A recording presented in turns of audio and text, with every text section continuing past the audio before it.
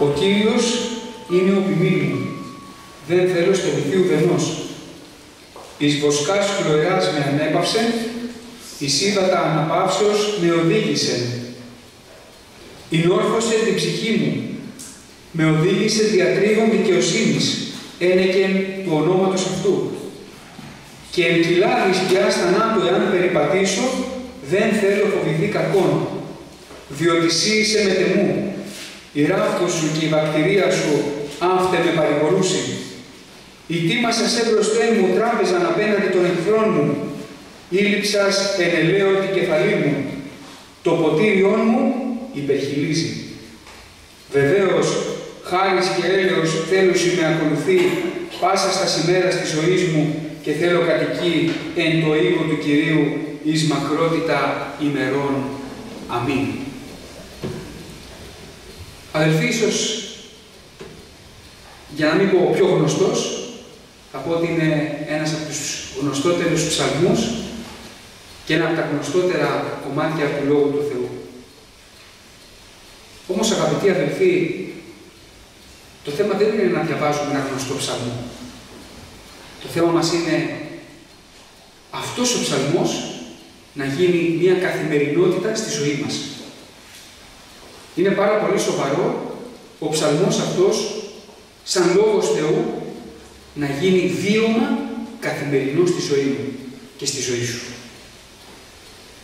Είναι πολύ όμορφο να το διαβάζουμε και πραγματικά παρηγορείται η καρδιά μας, αλλά είναι πολύ καλύτερο, αγαπητοί αδελφοί, ο Κύριος στην πραγματικότητα και στην καθημερινότητα να είναι ο ποιμένας μου.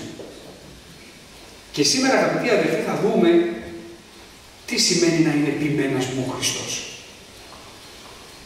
Τι σημαίνει να είμαι πρόβατο της βοσκής του Κυρίου. Μπορώ να έχω στη ζωή μου πολλούς ποιμένες.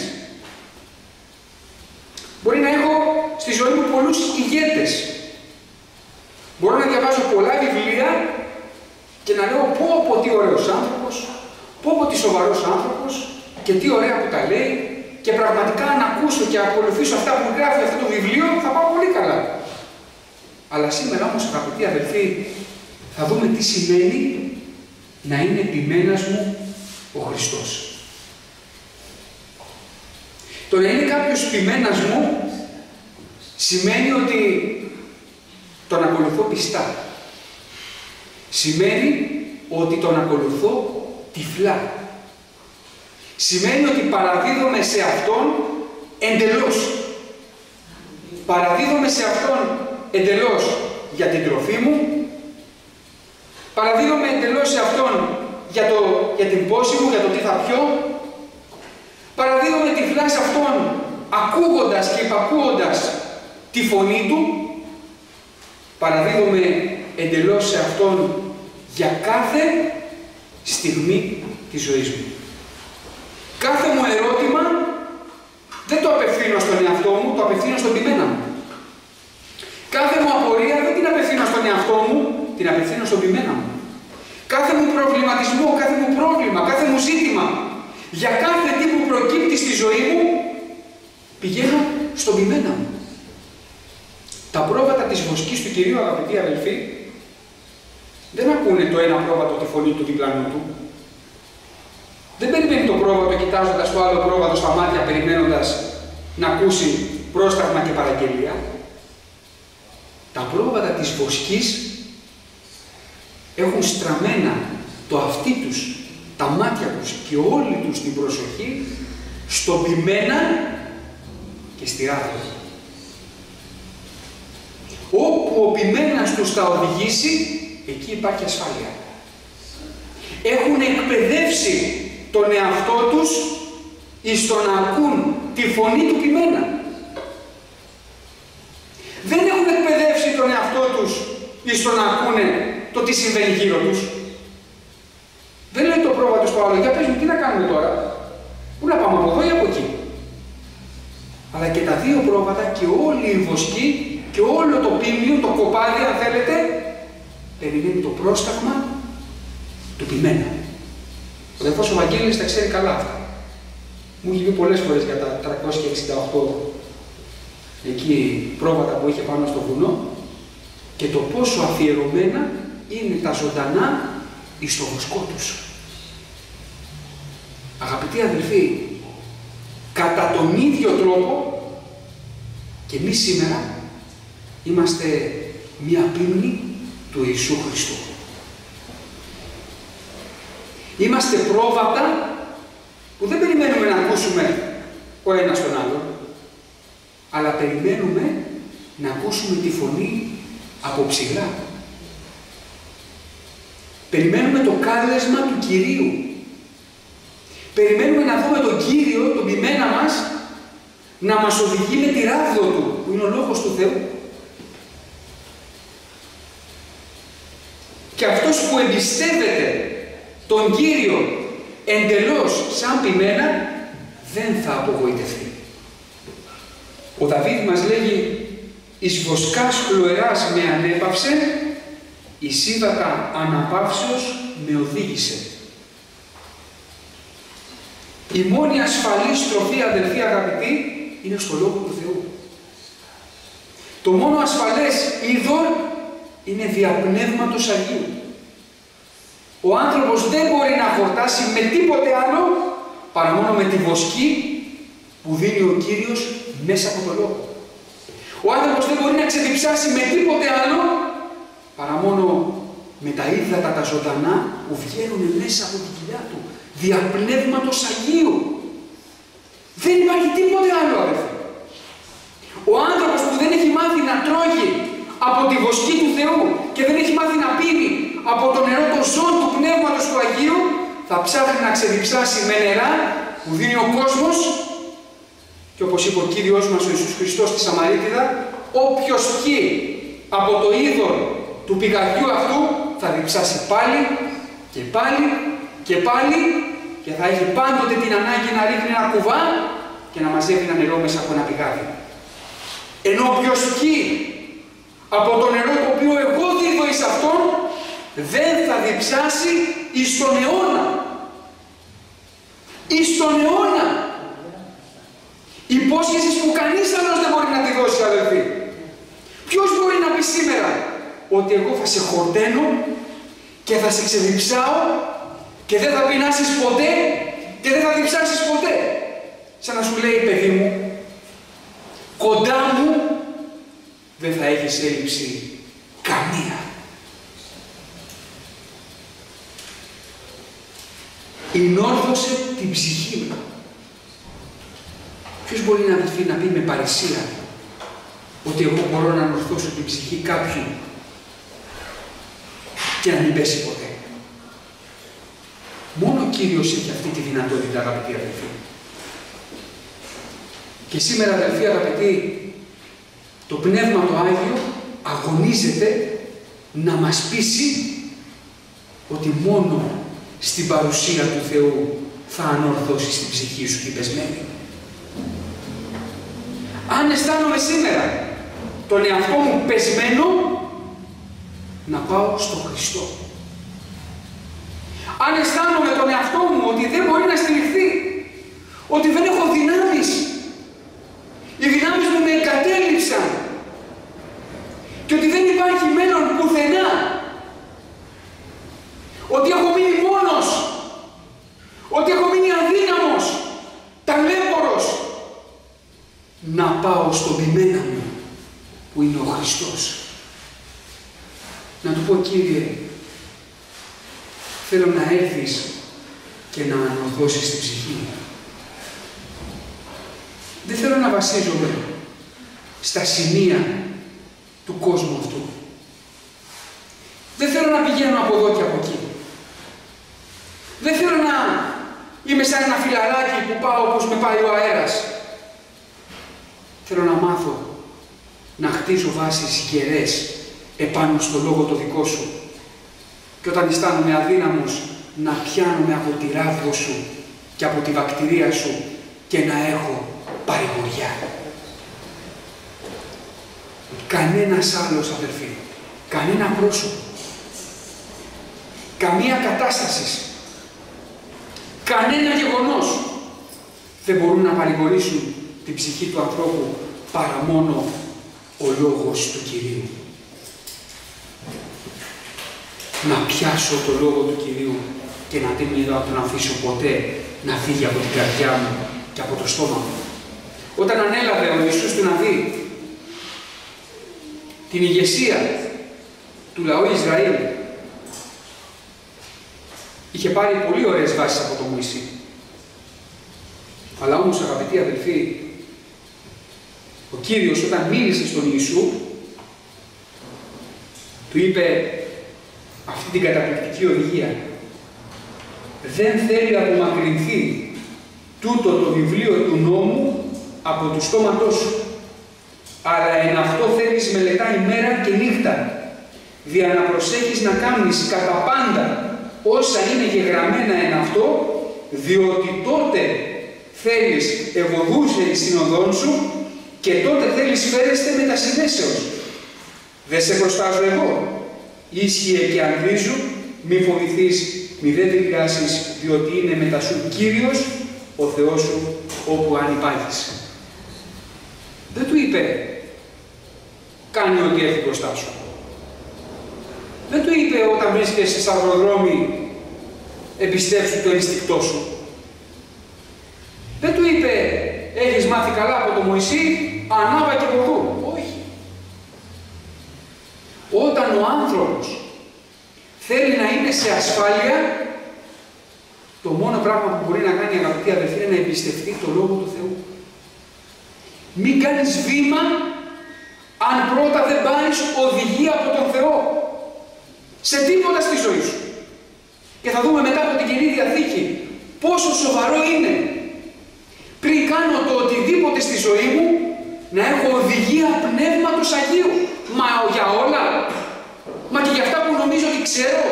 Για όλα. Να πηγαίνεις στον Κύριο σαν λευκό χαρτί. Σαν να μην ξέρεις τίποτα. Το πρόβατο πηγαίνει στον ποιμένα του και δεν έχει δική του γνώμη.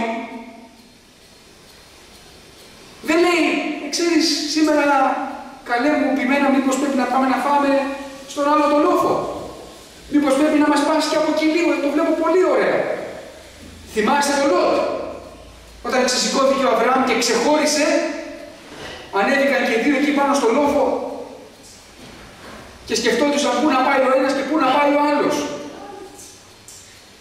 Και ανέβηκε ο Αβραάμ και λέει στο Λότ, διάλεξε και πήγαινε όπου θες. Και θυμάστε τον Λότ. Σήκωσε λέει το βλέμμα του και είδε λέει εκεί την περιοχή του Ιορδάνου που ήταν ποτισμένη και καταπράσινη και ωραία. Φυσικά και θα πάω στον Ιορδάνη. Κοίτα τι ωραίο που είναι. Εκεί θα πάω, εκεί θα περάσω ζάχαρα. Και πήγε ο Λότ. Και ο Αβραάμ διάλεξε την άλλη μεριά. Και θυμάστε αδελφοί τη συνέχεια. Κατέβηκε ο Κύριος και του είπε, σε αυτή τη γη εγώ Αβραάμ θα σε ευλογήσω. Ο μεν Αβραάμ, ο μεν Λότ διάλεξε το φαινόμενο. Ο δε Αβραάμ διάλεξε τη φωνή του ποιμένα του. Το αποτέλεσμα, ο Λότ έφυγε κακήν κακός. Ο Αβραάμ ευλογήθηκε πλήρως. Απόλαυσε τις ευλογίες του Θεού. Ο Θεός ευλόγησε το σπέρμα του, όπως του υποσχέθηκε. Και η παρουσία του Θεού ήταν μόνιμα κοντά του. Αδελφοί αγαπητοί, να πάμε στον Κύριο για οποιοδήποτε ζήτημα μας απασχολεί. Είτε αυτό είναι μικρό, είτε αυτό είναι μεγάλο. Τι ωραία που ακούσαμε την προηγούμενη Δετάρτη από το Λόγο του Θεού. Ο άσωτος Υιός ήταν εκεί στους χοίρους και προσπαθούσε να χορταστεί από τα ξυλοκέρατα και κανείς δεν του έδινε. Δεν σκέφτηκε να πει να πάει στον πατέρα του, πατέρα, έρχομαι σε σένα σαν γιο σου. Εδώ, εντάξει, έκανα ένα λάθος, αλλά αδυναμία ήταν αυτό. Δεν πήγε έτσι. Πήγε εντελώς ταπεινωμένος, μετανοημένος, διαλυμένος, με τέλεια ταπείνωση, και το αποτέλεσμα είναι ο πατέρας να μην του πει όπως τα έκανες, λούσου τα τώρα. Εμπιστεύτηκε όμως την αγάπη του πατέρα. Αδελφοί αγαπητοί, σε κάθε μου ζήτημα, σε κάθε σου ζήτημα, να πηγαίνουμε στον Χριστό σαν λευκά χαρτιά και να αφινόμαστε στην κρίση του ουράνιου πατέρα. Ξέρει πολύ καλύτερα από μας το αύριο. Η δικιά μας γνώση για το αύριο, ξέρετε ποια είναι? 0. Νομίζω ότι ξέρω ότι αύριο θα σηκωθώ μια χαρά, θα πάω στη δουλειά μου, θα γυρίσω, θα φάω, θα σταματήσω για το lunch break, ρουτίνα. Έτσι νομίζω. Αλλά το τι θα μου ξημερώσει αύριο, δεν το ξέρω. Ο Κύριος όμως, αδελφοί αγαπητοί, το ξέρει πάρα πολύ καλά. Γι' αυτό να εμπιστεύομαι τον εαυτό μου εντελώς και να παραδίδομαι εντελώς στα χέρια του Θεού, και ο Κύριος γνωρίζει τι πρέπει να κάνει. Αδελφοί αγαπητοί, εάν μέχρι σήμερα δεν το έχω κάνει στη ζωή μου, να το κάνω τώρα. Να πω στον Κύριο ότι Κύριε, εσύ είσαι ο ποιμένας μου. Δεν θέλω πια εγώ να οδηγώ τον εαυτό μου. Τον πήγα τον εαυτό μου σε καλές βοσκές μέχρι τώρα. Έφαγα αυτά που ήθελα. Αλλά θέλω από τώρα και στο εξής, εσύ να με οδηγείς στις δικές σου τις βοσκές, τις χλωερές και στα ύδατα της αναπαύσεως. Μόνο ο Κύριος, αδελφοί, γνωρίζει τα ύδατα της αναπαύσεως για τη δική μας την προσωπική ζωή. Εμείς δεν τα ξέρουμε καλά. Εμείς πολλές φορές βασιζόμαστε στην εμπειρία μας, βασιζόμαστε στη γνώση μας, βασιζόμαστε σε αυτά που ξέρουμε, σε αυτά που μάθαμε μέχρι σήμερα. Αλλά όμως τώρα, αγαπητοί αδελφοί, να βασιστούμε στο βραχίωνα τον εξυκλωμένο του Κυρίου μας του Ιησού Χριστού και δεν θα απογοητευτούμε. Βεβαίως, και τώρα είναι το αποτέλεσμα της επιλογής. Βεβαίως, χάρις και έλεος θέλουσι με ακολουθεί πάσα στα σημέρα της ζωής μου και θέλω κατοικεί εν το οίκο του Κυρίου εις μακρότητα ημερών. Το αποτέλεσμα του ανθρώπου που θα επιλέξει ποιμένα του τον Κύριο είναι να έχει πάντοτε χάρη και έλεος στη ζωή του, αλλά και να κατοικεί εν το οίκο του Κυρίου εις μακρότητα ημερών. Αδελφοί, τι άλλο να βελήσουμε από τη ζωή μας? Τι άλλο να επιθυμήσω από τη ζωή μου? Εκτός του να κατοικώ εν το οίκο του Κυρίου και πάντοτε μέσα στη ζωή μου να υπάρχει χάρις και έλεος. Αγαπητοί αδελφοί, να ζητήσουμε από τον Κύριο να ποιμάνει τη ζωή μας. Όχι να ζητήσουμε τον Κύριο να μας βοηθάει σε αυτά που κάνουμε. Έχει πολύ μεγάλη διαφορά. Κύριε, βοήθησέ με σε αυτό που κάνω. Μα τότε τον Κύριο τον έχεις βοηθό. Δεν τον έχεις ποιμένα. Δεν τον έχεις οδηγό. Τον έχεις ακόλουθο. Ενώ αν επιλέξω τον Κύριο να είναι ποιμένας μου, τον βάζω μπροστά. Και ζητάω από τον Κύριο μου, λέω, Κύριε, φώτισέ με να περπατάω στην οδό σου. Εσύ να προπορεύεσαι και εγώ να ακολουθώ. Εσύ να με οδηγείς και εγώ να ακολουθώ. Εσύ να μου δίνεις μηνύματα και εγώ να τα εκτελώ.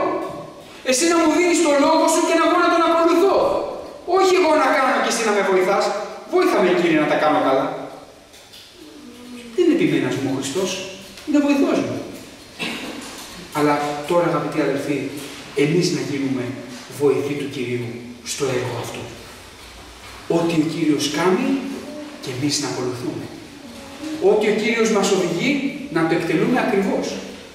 Και τότε θα απολαμβάνουμε πάντοτε τη χάρη του Κυρίου μας στη ζωή μας. Αμήν. Δόξα στον Κύριο, αδερφοί, να ψάλουμε έναν ύμνο.